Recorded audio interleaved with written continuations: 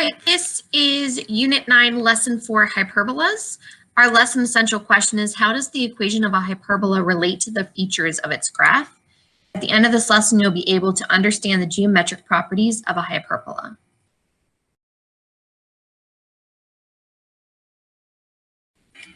Concept, hyperbolas. A hyperbola is the set of all points P such that the difference of the distance from any point P to two fixed points or foci, singular focus, of a hyperbola is constant. A hyperbola has two branches and two asymptotes. A line drawn through the foci intersects the hyperbola at 2 points called the vertices of the hyperbola. The foci and the vertices lie along the transverse axis. The conjugate axis is perpendicular to the transverse axis and passes through the center of a hyperbola. So very similar to what we did with the ellipse, you have a major and a minor axis. Here they call one the transverse and the other one the conjugate. A hyperbola is the intersection of a plane with an infinite double right cone, such that the plane intersects both of the cones. Okay, so here's my blue asymptotes, so you can see them. My green vertex, here's my center, my conjugate, and my transverse axis. And then here is my hyperbola. Okay, so again, it has two focus points, F1 and F2. The focus point 1 and focus point 2, I can add those together and they give me a constant P.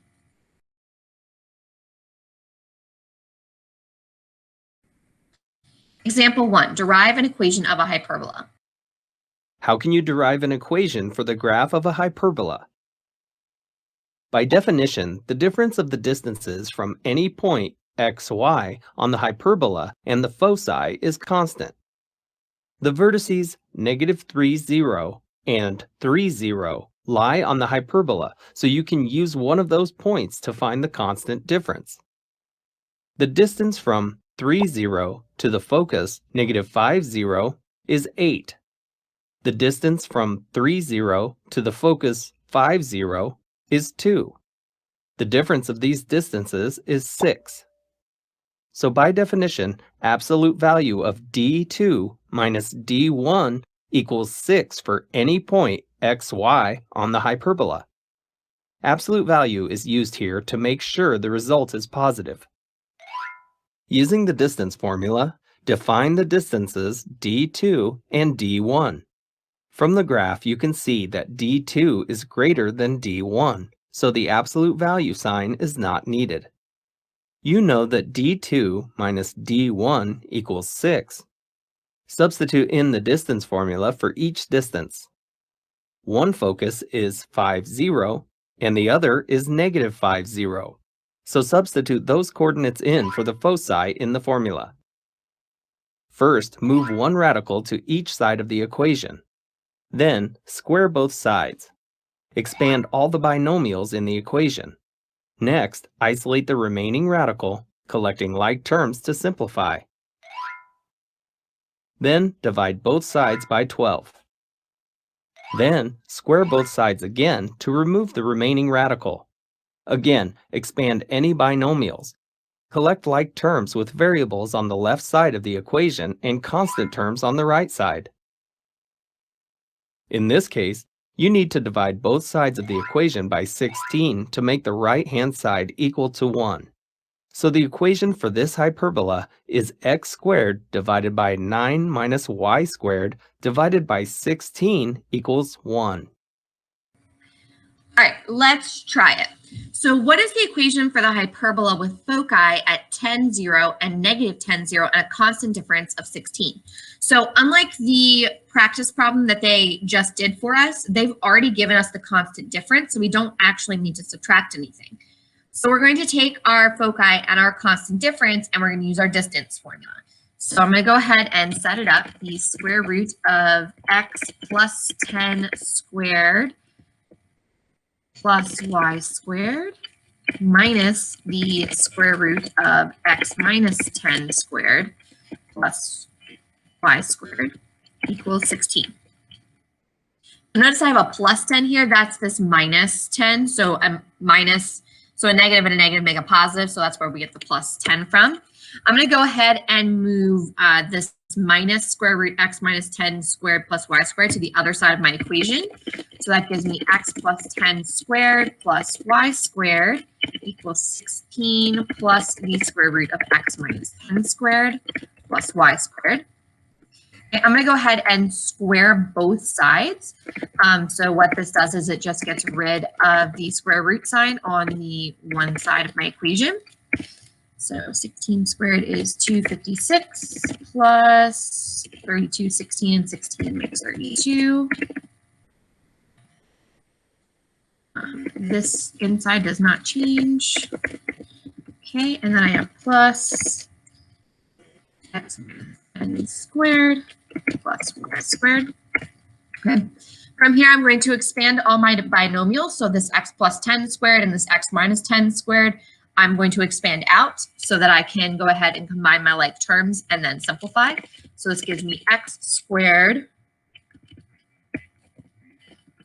plus 20x plus 100 plus y squared equals 256 plus 32 square root of x minus 10 squared plus y squared plus x squared minus 20x plus 100 plus y squared. Okay, I'm going to move all of my values to the other side except for my square root and the 32 that's attached to it. So what I'm trying to do right now is isolate this square root so I can get rid of it because it will make my life a little bit easier. So I have x squared minus x squared plus 20x plus 20x plus 100 minus 100 plus y squared minus y squared minus 256. Oops.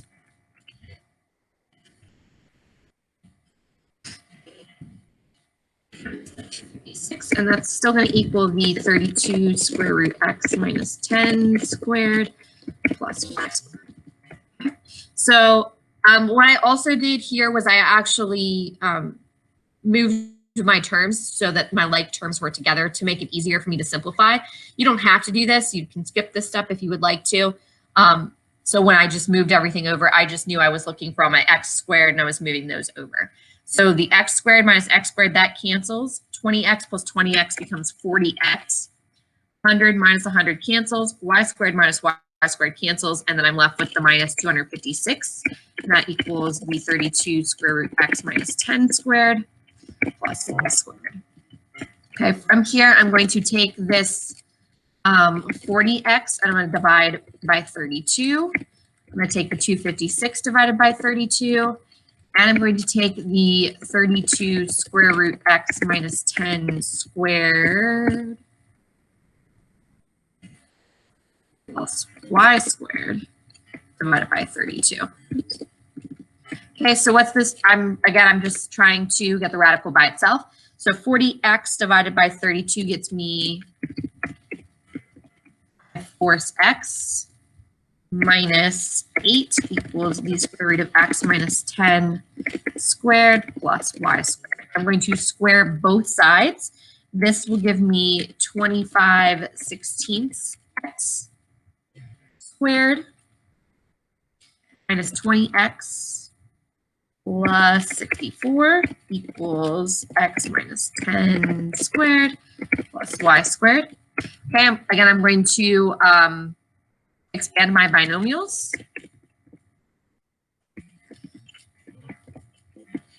Okay, so the right side of my equation becomes x squared minus 20x plus 100 plus y squared. I'm going to move my x values and my y values to the left side of my equation and my numbers, so 64, I'm going to move to the right side of my equation. I'm going to leave 100 where it is. So 25/16 x squared minus an x squared minus 20x plus 20x minus y squared equals 100 minus 64. I'm going to go ahead and simplify this. So 25/16 x squared minus x squared gets me 9/16 x squared. The negative 20x and plus 20x cancel each other out, minus y squared. 100 minus 64 is 36. I'm going to divide everything by 36. When I do that, I get 1/64 x squared minus y squared divided by 36 equals 1. And of course, that becomes x squared divided by 64 minus y squared over 36 equals 1. Okay. And what happens here, the 9/16ths, so it's 9/16ths divided by 36. So you'll multiply by the reciprocal or keep change flip. And when you do that, that's how you get the 1/64.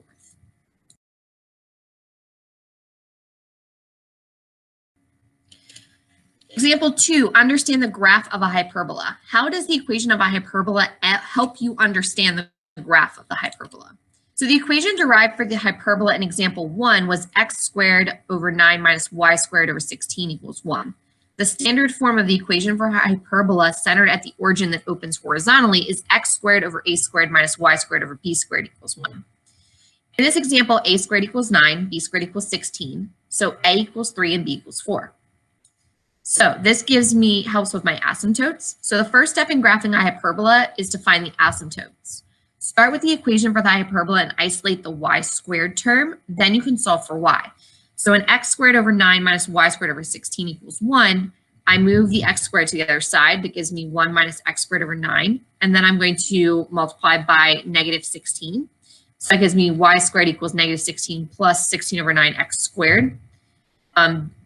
I'm going to isolate my x squared, so that gives me 16/9 x squared minus 9. And then I'm going to square root both sides, so I get y equals plus or minus 4 over 3, the square root of x squared minus 9. So as x squared gets larger, the effects of negative 9 becomes negligible. So as x gets infinitely large, the square root of x squared minus 9 will approach the square root of x squared, or x. So the equation becomes approximately equal to y equals plus or minus 4/3 x. So this represents two lines through the origin with slopes of 4/3 and negative 4/3. These are the asymptotes for the hyperbola. A horizontal hyperbola, x squared over a squared minus y squared over b squared equals 1, has asymptotes y equals plus or minus b over a x. The vertices for this hyperbola are plus or minus 3, 0. Okay, so that was my a value. The foci, if c squared equals a squared plus b squared, then the foci of a hyperbola in standard form are plus or minus c, 0 if it opens horizontally, or 0 plus or minus c if it opens vertically. So the foci for this hyperbola are plus or minus 5, 0. So again, I substitute my values for a squared and b squared, and I solve for c. And then the domain and range, the form of the equation found above, x equals plus or minus 4/3 square root of x squared minus 9 reveals the domain. The radicand cannot be negative, so the absolute value of x is greater than or equal to 3. Therefore, the domain of the equation is negative infinity to negative 3 and 3 to infinity. You can see why the graph is split into two parts. There are no points on the graph between the vertices x equals negative 3 and x equals 3 because this interval is outside the domain. The range is not restricted, and so it contains all real numbers. So this is the graph of my hyperbola. So again, my vertices are at my a value, that negative 3, positive 3. And then I use my a squared, my b squared to find my foci. So again, I take 3 squared plus 4 squared. And that's my c squared. So in this case, it's 25. Square root of 25 is 5. That gives me my points, my foci points. All right, let's try it. Graph the hyperbola y squared over 64 minus x squared over 36 equals 1. Hint, notice that in this equation, the x term is being subtracted from the y term. So the hyperbola will open vertically rather than horizontally. Okay? So here, so this is still my a squared term, so 64. So the square root of 64 is 8. So that's going to give me points at, there's 10. So I need to get points at 8. Oops. Okay, so that is where my graph is. or 0, 0, -10, sorry, and -8. So my vertices are at -8. Again, I can do, because I'm given the equation 64 and 36. So 64 is 8, that's A. B is 36. So B squared is 36, so B is 6. So that will give me, so 64 plus 36 is 100. Square root of 100 is 10. So that's where I get my foci points from.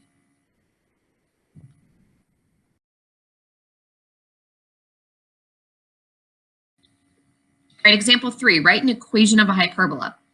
How do you write the equation of a hyperbola? What is the equation of a hyperbola with vertices 0, -3, and 0, 3, and asymptotes y equals plus or minus 1/2 x?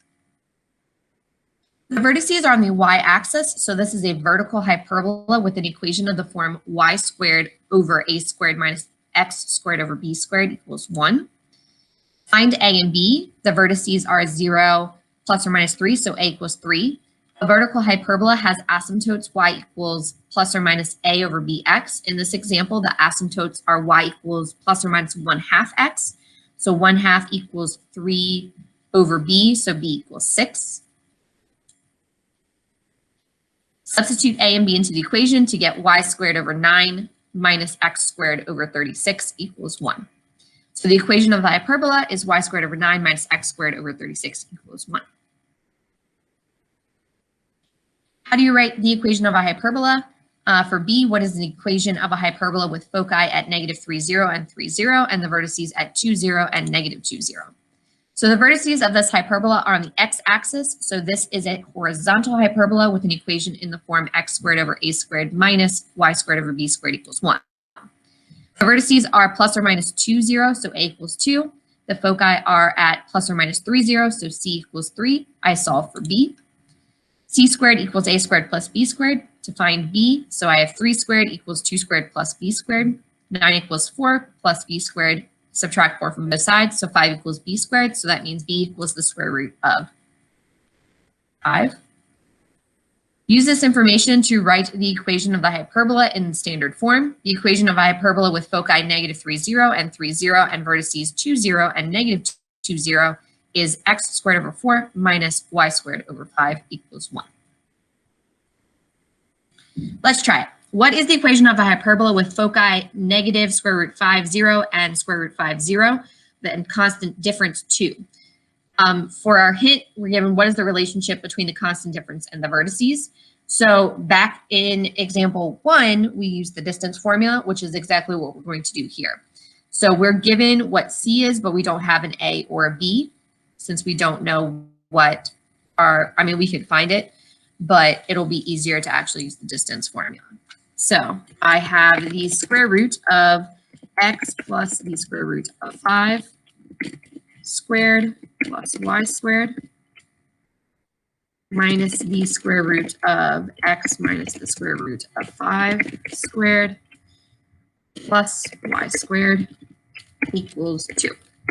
Okay, so I'm going to skip a couple of steps here. I'll walk you through them, but that way I'm not typing out square roots and square roots and square roots. So I'm going to move this to the other side, and I'm going to square both sides. When I do this, I get x plus 5 square root of 5 squared plus y squared equals 2.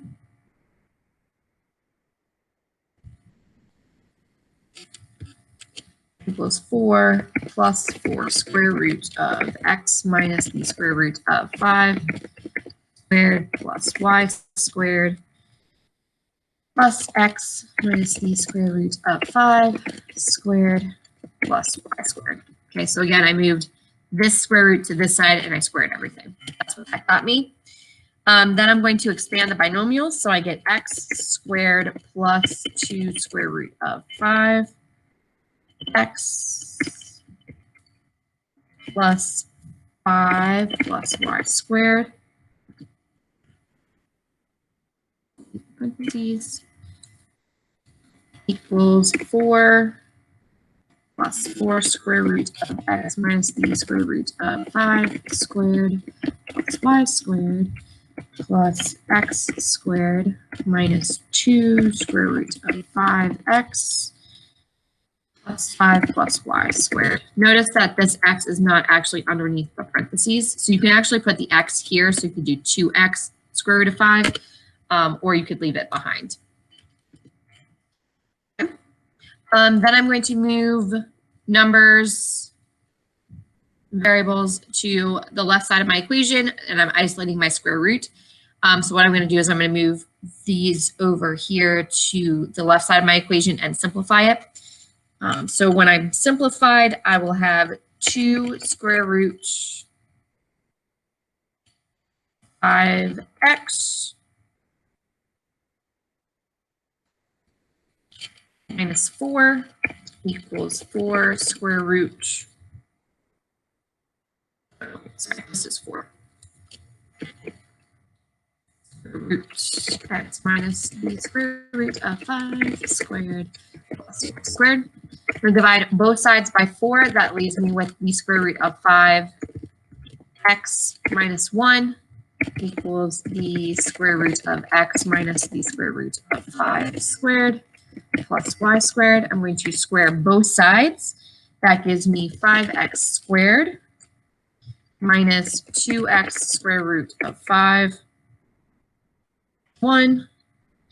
And then when I square and expand, I get x squared minus 2x square root of 5 plus 5 plus y squared. I'm going to move my x values and my y values to the left side of my equation and my whole numbers to my right side of my equation.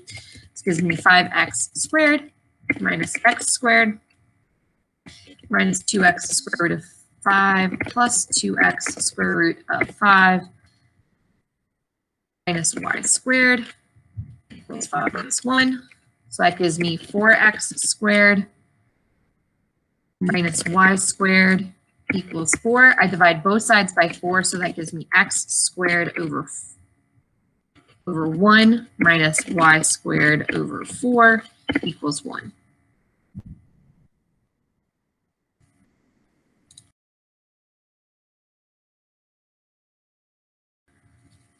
All right, example 4, use a hyperbola to model a real-world situation. Some telescopes use a hyperbolic mirror.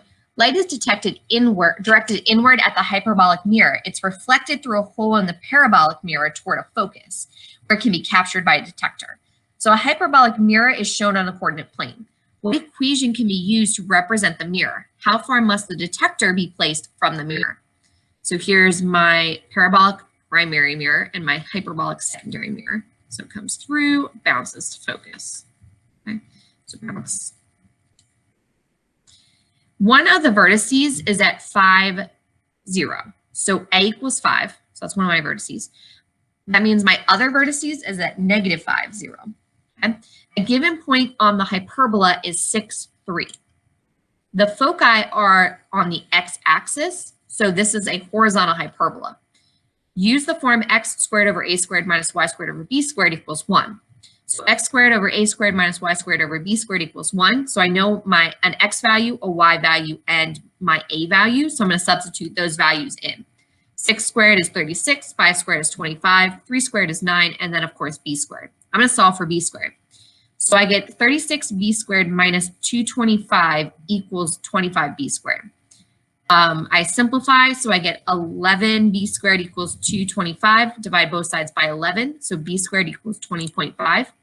So the equation that models the hyperbolic mirror is x squared over 25 minus y squared over 20.5 equals 1.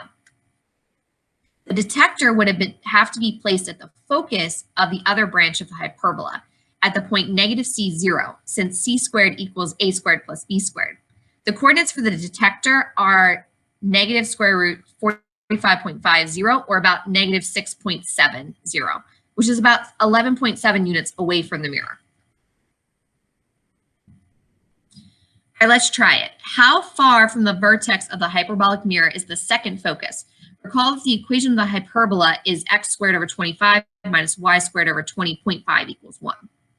Okay, so what I actually know about this is that it is 11.7. So this from here to here is 11.7. I know that here's my focus here, and it's going to be the same distance here. So that's 10.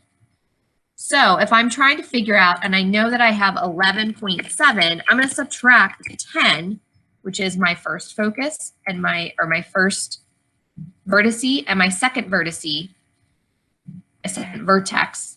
Okay, so they're 5 from the origin and 5 from the origin here, because my second vertex has to be -5, 0. That's what a vertice is. So I'm going to subtract 10, which gives me 1.7. So 1.7 is the distance from the vertex to the focus.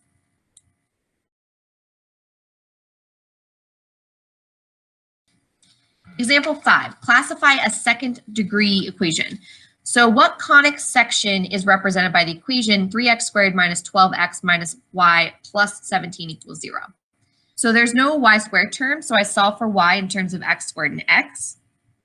So I get 3x squared minus 12x minus y plus 17 equals 0. So y equals 3x squared minus 12x plus 17.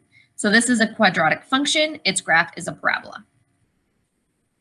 B, x squared plus y squared minus 2x minus y plus 8 equals 0. So when there are quadratic and linear terms for both x and y, so I have an x squared and an x and a y squared and a y, I complete the square for each variable, and I will actually get an equation for a circle. For C, 4x squared plus 9y squared minus 36 equals 0. When one or both of the coefficients of x squared and y squared are not equal to 1, divide each side of the equation by their least common multiple. So 4x squared plus 9y squared minus 36, I divide and I get x squared over 9 plus y squared over 4 equals 1, which is an equation for an ellipse. And for D, I get 8x squared minus 9y squared plus 16x minus 64 equals 0. So you may need to complete the square in one or both variables before dividing by the least common multiple of the x squared and y squared terms. And this will give me a graph for a hyperbola.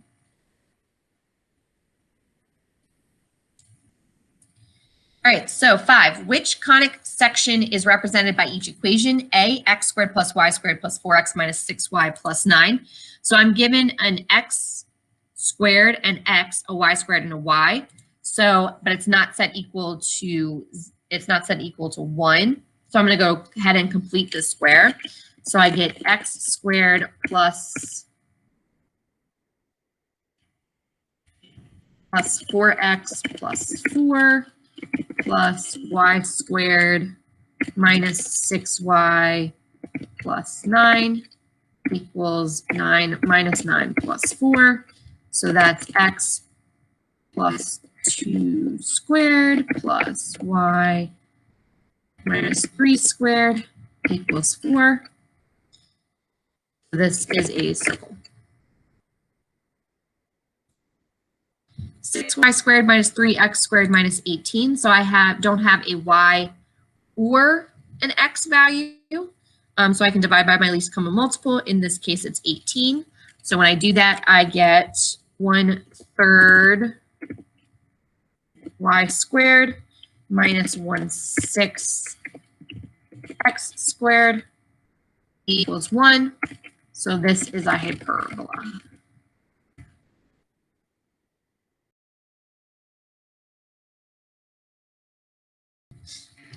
Concept summary, hyperbolas, definition.